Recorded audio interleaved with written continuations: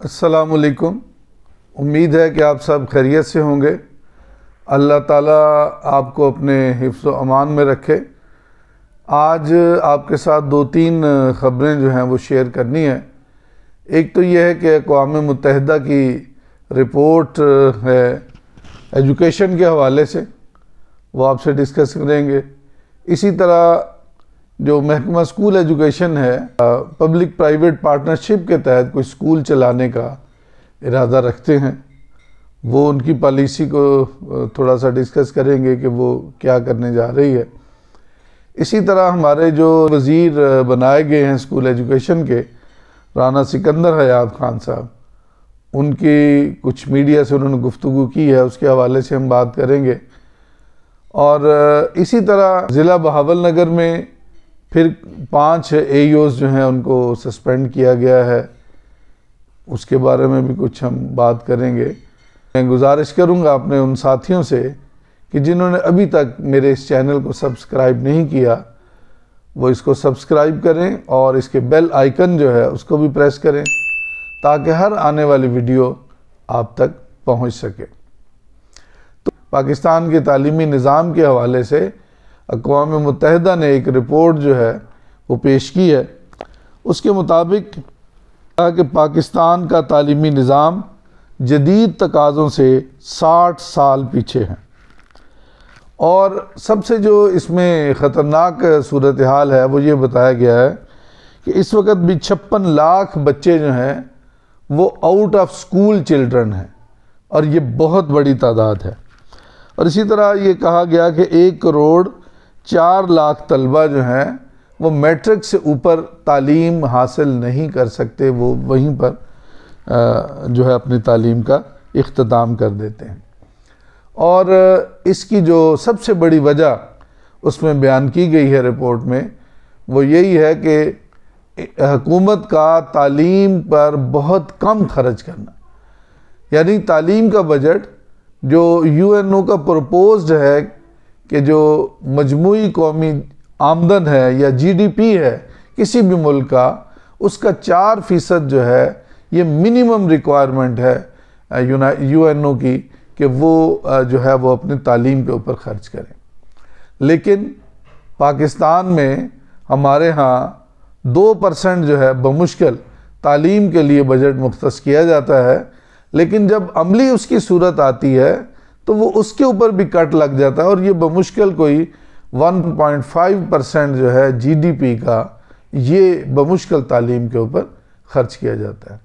हमें तालीम का बजट जो है कम से कम जो है वो 4% जो है हमें करना पड़ेगा, तभी हम अक़वाम आलम में जो है वो हम पैरेलल, कम से कम उससे आगे नहीं तो कम से कम उसके करीब करीब तो हमारा निज़ाम तालीम जो है वो जाना चाहिए। वज़ीर आला पंजाब मोहतरमा मरियम नवाज़ साहबा, उनको चाहिए कि नेक्स्ट जो बजट है जब पेश किया जाता है तो कम से कम उसका 4% जो है GDP का वो ज़रूर तालीम के ऊपर खर्च किया जाएगा। और इस सिलसिले में उनका डाटा जो है वो भी कलेक्ट किया जा रहा है कि इनमें क्लासरूम्स कितने हैं, स्टूडेंट्स की तादाद क्या है, फैसिलिटीज़ कौन कौन सी उसमें अवेलेबल है, ताकि फिर उस हिसाब से उनको जो है वो पब्लिक प्राइवेट पार्टनरशिप के तहत इदारों को दिया जा सके। और कहा यह जा रहा है कि हम जो क्वालिटी एजुकेशन है उसके लिए ये सारा काम कर रहे हैं। तो ये क्वालिटी एजुकेशन इन चीज़ों से तो बेहतर नहीं हो सकती, चूँकि सबसे पहली ज़रूरत जो हमारी है वो असातिज़ा की कमी है। और इस वक्त पंजाब में 1,25,000 के करीब असातिज़ा की असामियाँ जो हैं वो खाली पड़ी हुई हैं। तो जब तक इनको फिल नहीं किया जाता उस वक्त तक शायद ये कोई हल नहीं है कि पब्लिक प्राइवेट पार्टनरशिप के तहत इन इदारों को चलाया जाए उसके वो। इसी तरह हमारे वज़ीर तालीम पंजाब राना सिकंदर हयात खान साहब ने मीडिया को इंटरव्यू देते हुए उन्होंने ये कहा कि 5 बरस में हम पंजाब में जो दुनिया का बेहतरीन तालीमी निज़ाम है और बेहतरीन निसाब है वो हम मुहैया करेंगे। और इसी सिलसिले में उन्होंने भी इसको कहा है कि हम जो गवर्नमेंट इदारे हैं जिनमें टीचर्स की कमी है उनको हम पहले मरहले में उनको पब्लिक प्राइवेट पार्टनरशिप के तहत इन्होंने भी उसको स्ट्रेंथन किया है। और इसी दौरान एक और भी ख़बर मैंने अपने वीलॉग में भी शेयर की थी और फिर ये दोबारा से एक ख़बर आई है कि जो असिस्टेंट कमिश्नर फोर्ट अब्बास हैं उन्होंने 5 AEOs असिस्टेंट एजुकेशन ऑफिसर्स जिन्होंने जो रमज़ान निगहबान प्रोग्राम है उसमें अदम दिलचस्पी का इजहार किया और उनकी गैर हाज़िरी थी, उन्होंने रिपोर्ट डिप्टी कमिश्नर को भेजी और डिप्टी कमिश्नर बहावल नगर की रिपोर्ट के ऊपर CO एजुकेशन ने ये 5 AEOs को मुअत्तल कर दिया है और उसकी बुनियाद पर उनकी पीडा के तहत उनकी इंक्वायरी जो है वो लगा दी गई है। तो ये मैंने पहले भी इसी वीलॉग में ये गुजारिश की थी कि ये असातिज़ा का काम नहीं है कि वो रमज़ान निगहबान पैकेज या कोई भी और प्रोग्राम जो है उसमें ये काम करें। असातिज़ा तदरीस के लिए अपॉइंट किए गए हैं, पढ़ाई के लिए रखे गए हैं, लिहाजा इनसे वही काम लिया जाना चाहिए जिस मकसद के लिए उन्हें रखा गया है। असातिज़ा की गैर तदरीसी सरगर्मियाँ लगाने के हवाले से वज़ीर तालीम ने भी सख्त इसका नोटिस लिया है और उन्होंने कहा है कि असातिज़ा जो है वो पढ़ाई के लिए रखे जाते हैं और जिस महकमे का ये काम है ये काम उनसे लिया जाए। अगर पोलियो के कतरे पिलाने हैं तो वो महकमा सेहत वाले पिलाएं और इसी तरह अगर ये कोई इसका निगहबान पैकेज का कोई काम करना है तो ये वो अपना डिपार्टमेंट उसका जो है वो करे।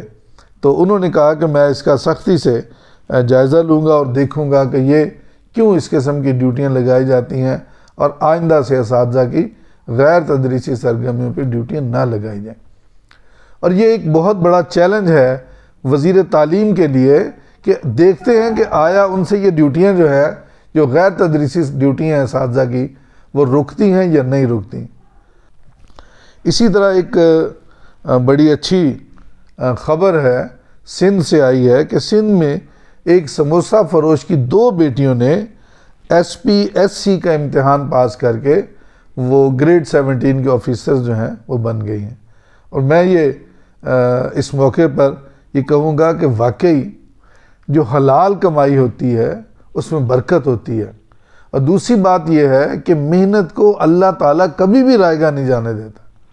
हम अक्सर ये जवाज़ बनाते हैं कि जी फ़लाँ बंदा जो है वो अगर कोई मुकाबले का इम्तिहान पास करके ऑफिसर लग गया है तो उसकी कोई ना कोई सिफारिश होगी उसका कोई। अब ये समोसा फरोश की जो 2 बेटियां लगी ये इसके चेहरे पर भी अभी आप तस्वीर भी उसकी देख रहे होंगे कि इसके चेहरे पर कितनी ज़बरदस्त किस्म की मुस्कुराहट है और ये दुनिया को बता रहा है कि बग़ैर किसी सिफारिश के बग़ैर किसी वजह के मेहनत सिर्फ़ और सिर्फ मेहनत से और हक हलाल की कमाई से इंसान जो है अपनी 2 बेटियों को कहाँ से कहाँ उसने पहुँचा दिया और वो ऑफिसर्स जो हैं आज बन गई हैं और उसे इस बात के ऊपर फ़ख्र है।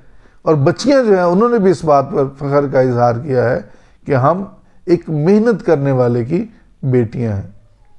और इसी तरह एक और आपके साथ शेयर करना है कि पिछले साल जो इनकम टैक्स के जमा हुआ और उसके आदाद शुमार जो इकट्ठे हुए तो उसके मुताबिक ये 264.3 बिलियन टैक्स जो है उन्होंने एक्सपोर्टर से और रिटेलर से ज़्यादा सिर्फ़ और सिर्फ तनख्वाहदार तबका ने पिछले साल अदा किया है।